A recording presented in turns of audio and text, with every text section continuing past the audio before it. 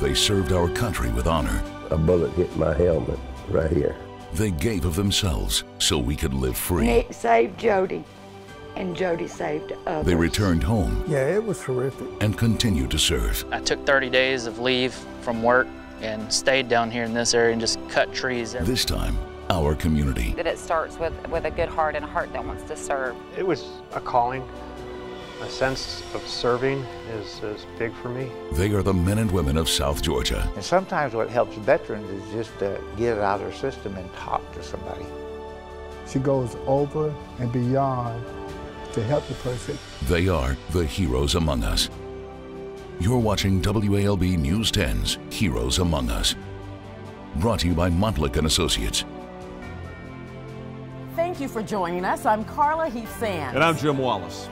We are here at the Marine Corps Logistics Base, Albany, and oh, the stories you'll hear, the places we'll go, and the people you'll meet again. Now, there are people in South Georgia who have given years, even decades of their lives, ensuring our freedom. They're still giving back. They're rebuilding, inspiring our communities. Now, these are the men and women you nominated for Heroes Among Us. 10 service members who continue to serve us every day. Tonight, we'll take a look at the impact they made and which one will win the prize. We begin with a Lee County man who saved lives as a Navy medic in Vietnam. Now he has the medal to prove it. Gerald Greer spoke with WALB's Emily Forrester and tells us why he didn't do it for the Silver Star.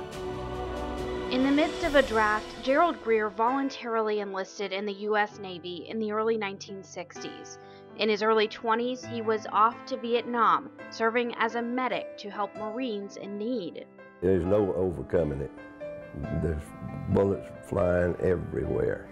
In March of 1966, a battle led to several Marines' deaths. His actions then earned him the Silver Star. It's the third highest military combat decoration. The certificate says he left his protective position, went through flying bullets, and treated 2 of those hurt, then 2 more.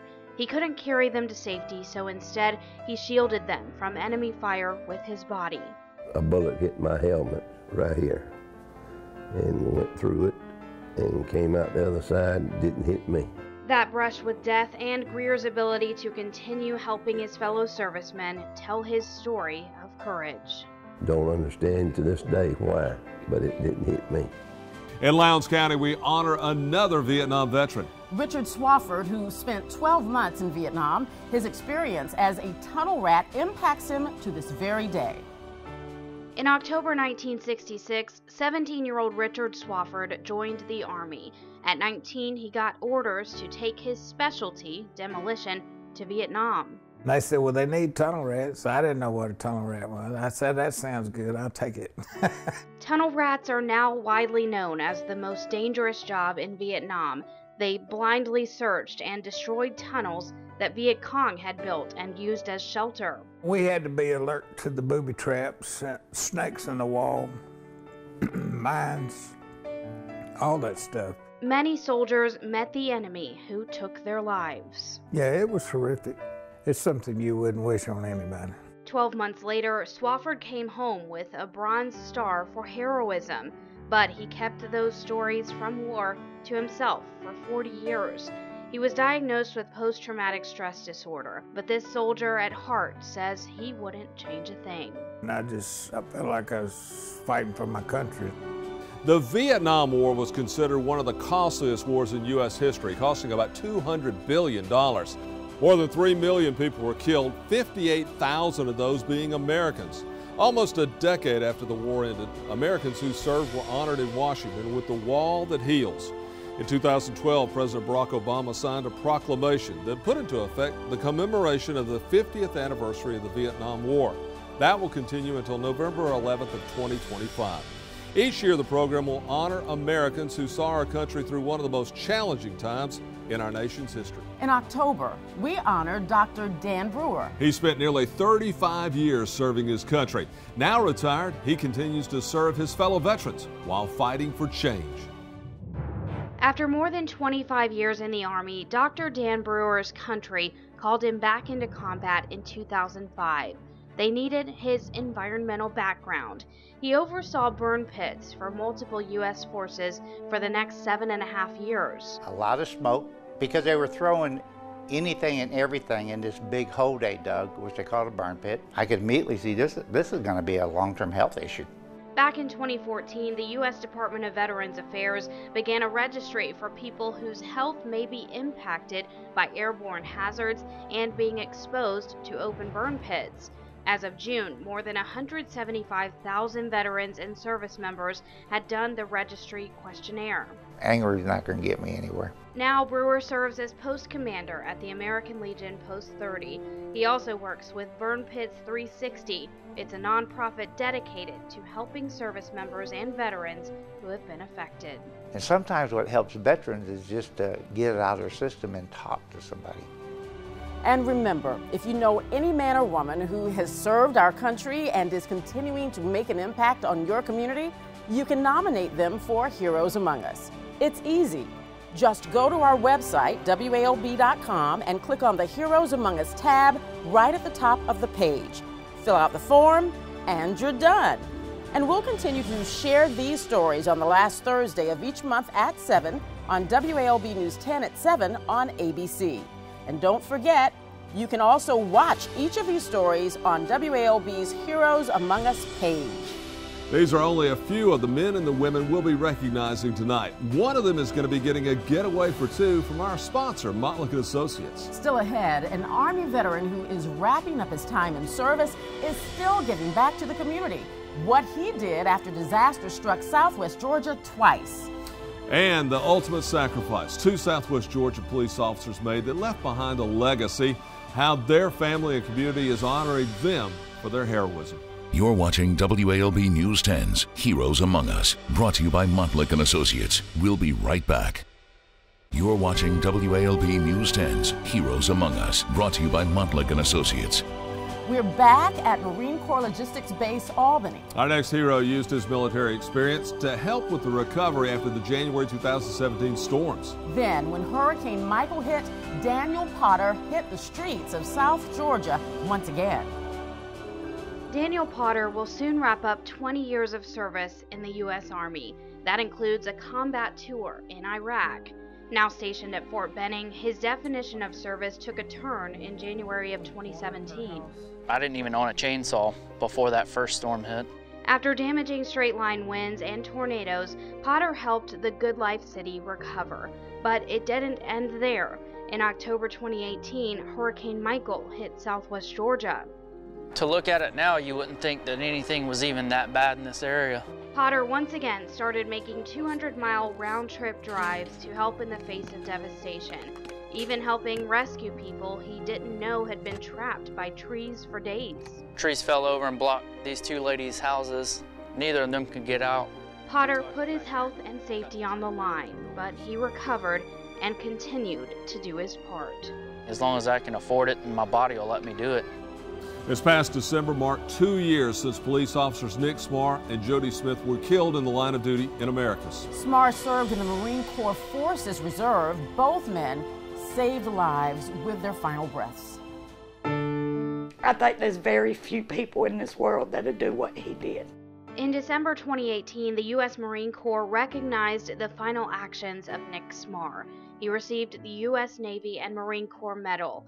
It's the highest Marine non-combat award for heroism. The America's police officer and his best friend, Georgia Southwestern State University police officer Jody Smith, were shot responding to a domestic call in December 2016. Smar died while giving Smith CPR. And he was there for Jody, and he telling him, "I got you, man, I got you." That kept Smith alive long enough so he could make it to the hospital and donate his organs. They both died heroes. Smith and his willingness to be an organ donor shows the kind of person that he was. And Smar. You know, that's the kind of Marine he was, and that's the kind of officer he was, and the kind of person that he was. Still ahead, after 3 deployments overseas, a retired Army veteran used his time in service and personal experiences to help storm victims. How a few simple words left a lasting impact on the Southwest Georgia community. And a nurse practitioner who served more than 3 decades in the Army uses her experience to teach at the collegiate level how she's breaking barriers while putting lives back together. You're watching WALB News 10's Heroes Among Us, brought to you by Montlick & Associates. We'll be right back. You're watching WALB News 10's Heroes Among Us, brought to you by Montlick & Associates. Our January hero, Guillermo Cuernavaca, felt a tug on his heart to use his military experience to help storm survivors. WALB's Emily Forrester tells us how Cuernavaca was the first line of defense for some of Albany's Hispanic population hit hard by the storms. The biggest role was to ensure the safety of the population and make sure my guys came back home. After 17 years and 3 overseas deployments, Guillermo Cuernavaca retired from the U.S. Army. We trained for emergency planning, and that's where this was. It was an emergency situation. A lot of the trailer homes were damaged. In January 2017, Cuernavaca jumped into action after the tornadoes. He helped translate between search and rescue crews and Albany's Hispanic community. They were having a hard time having the Hispanic population come out to the mobile trailers because they didn't trust them.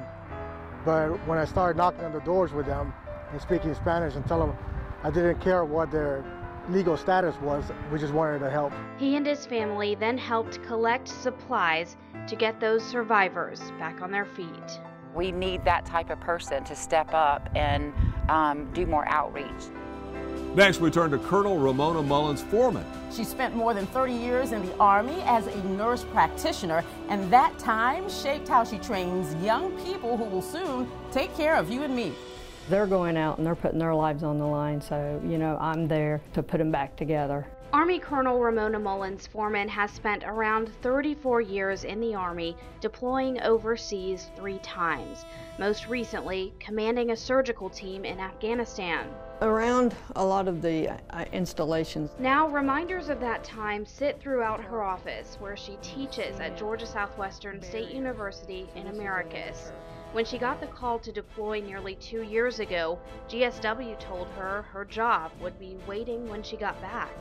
I can take examples of what I see over there in their healthcare and their delivery systems and compare it to what we have here. For her peers and her students, Colonel Mullins Foreman's commitment to her country and her teaching are priceless. She can come back from her deployment and incorporate what she's seen, what she's experienced, and I think that's very beneficial for our students.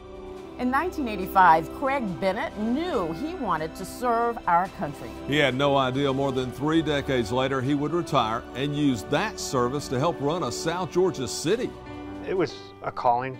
After college graduation, Craig Bennett was commissioned into the Navy as an officer in 1990. For the first 14 years, he piloted helicopters. He supported multiple U.S. military operations, including the Gulf War.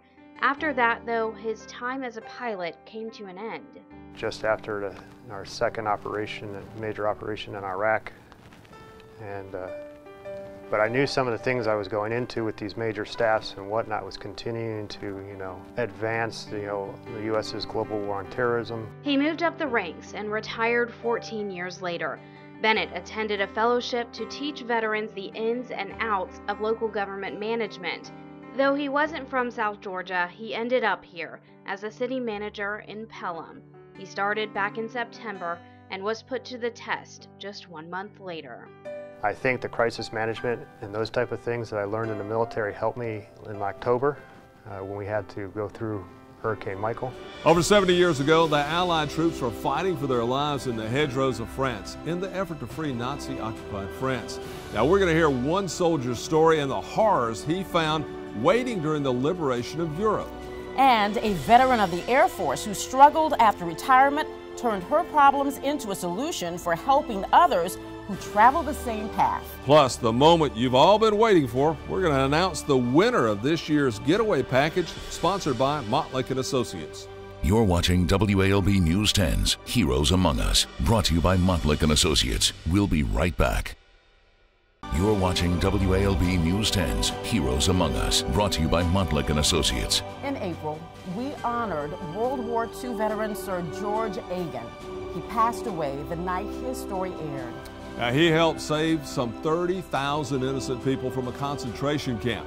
WALB's Emily Forrester sat down with Agan and his family after he received the highest honor from the French military. With a humble salute. You're gonna get it. We waited and waited, and today's the day. World War II veteran Sir George Agan entered a ceremony that would change his life. Agan spent more than 180 days straight in the combat zone during 1944 and 1945. He was one of the first 30 U.S. troops to liberate thousands of starving Jewish people from the Dachau concentration camp in Germany. It's those efforts that led him here, the Dasher Heart Center at South Georgia Regional Medical Center. For American veterans, it is an amazing honor for us, and to be able to recognize them and what they did on French territory to liberate France and Europe. As he fought to recover following hip surgery, the French Consul General pinned the highest French military or civilian honor on Agan's jacket. I wanted him to feel the love and admiration and respect and the honor that was in the room. An emotional and powerful moment just 2 weeks before Sir George Agan passed away. The world paid its respect this year with the remembrance of the D-Day landings that happened June 6, 1944. Codenamed Operation Overlord, it was the largest amphibious invasion in history. More than 160,000 soldiers crossed the English Channel and stormed the beaches of Normandy, France. 10,000 of those were either killed, wounded, or missing in action. The sacrifices would prove crucial, though, in turning the tide of World War II and the liberation of Nazi Europe. Less than a year later, Allied troops would bring an end to the Nazi regime. Allied nation leaders gathered on the Normandy beaches this year to remember those who lost their lives 75 years ago. Our last hero served 24 years in the Air Force. And after struggling to find a job upon retirement from the military, Tabora Temple is helping others in her shoes. Tabora Temple deployed multiple times during the 24 years she spent in the U.S. Air Force. I helped set up one of the first morgues. You know, it sounds morbid, but hey, that's, you know, a way of life. That's war. But it's her time right after she retired that she draws on now to help others. I was in their shoes. You know, when I retired, no one would hire me. I'm like, I have 2 master's degrees, and no one would give me the chance. Temple now works as the Military and Veteran Services Coordinator for Wiregrass, Georgia Technical College. In her 4 years there, she's encountered many veterans struggling to go back to life as a civilian. That includes Rodriguez Latson. You don't know what you want to do, you just lost in life. I was just like really depressed, didn't have nobody to talk to. With a lounge and a quiet room where vets can decompress whenever need be, she's made Wiregrass Tech a place they can call home, all in hopes of addressing those mental health issues. My job is to show them that it does matter. You matter. And now, the moment we've all been waiting for. Now we ask you to vote for your favorite hero among us. We've received hundreds of votes, and we're honored to announce the winner now. Sir George Agan, who passed away in April, received the most votes. His story of bravery and heroism impacted many across Southwest Georgia. We were able to present his wife Joyce with a trip. She says it was not about winning a trip, but honoring her husband's memory.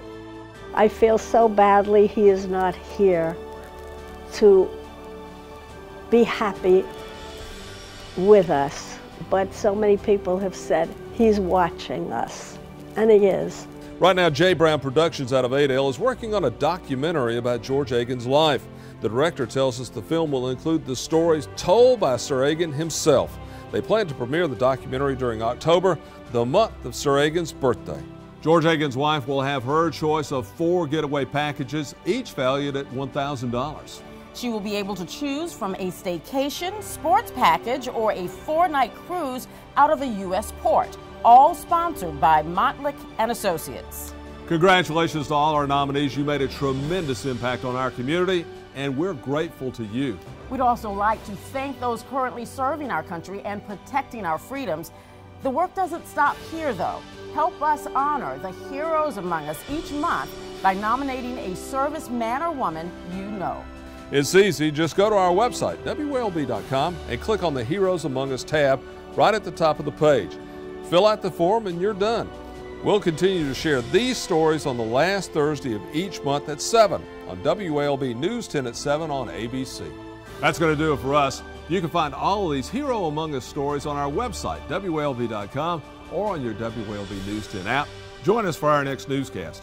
Until then, thank you so much for watching, and thank you for your service.